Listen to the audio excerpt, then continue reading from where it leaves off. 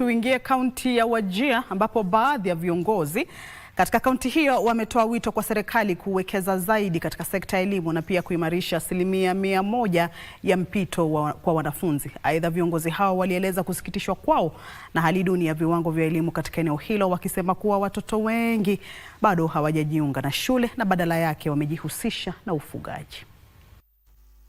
Wadau katika sekta ya elimu leo walikongamana katika shule ya msingi ya Wagberi iliyoko mjini Wajir kwa kilele cha wiki ya mada ya sikukuu ya Madaraka. Kauli mbiu ya sherehe hii ikiangazia elimu, ujuzi na mustakabali, ambapo wanafunzi walionyesha ujuzi na vipaji vyao. There are different things that they are making. For example, they are the survey holder, fruit holders and some bee holders.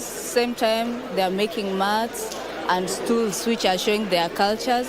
So this talent of theirs, it is mainly seen from CBC, in which it will help them in future. For example, after they finish their schools, at least they can make some income from these skills that they have learned. Due to over-irrigation, all the crops drying, due to under-irrigation, this project helps the farmer to know the amount of water that can be able to irrigate, that can help the farmer to irrigate the farm.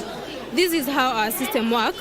We have the soil moisture sensor. It detects the amount of moisture in the soil. Katibu katika Wizara ya Utamaduni Umi Bashir alisisitiza umuhimu wa kukumbatia kozi za sanaa na ufundi zinazotolewa kama sehemu ya mtaala wa elimu inayotegemea umilisi. The Department of Culture, Arts and Heritage works very closely with the Ministry of Education so that our children can have a background and a backing of positive cultures, of good nurturing, of discipline, of love and peace, so that when they go out there to the rest of the world, they can represent themselves, they can express themselves, and they can be proud of being a Kenyan. Huku kaunti ya Wajir ikijiandaa kwa mwenyeji wa makala 63 ya sherehe za Madaraka, wito umetolewa na viongozi wa eneo hili kuboreshwa kwa sekta ya elimu ili kuambatana na kauli mbiu ya maadhimisho ya sherehe za mwaka huu. For a long time been lacking the facilities.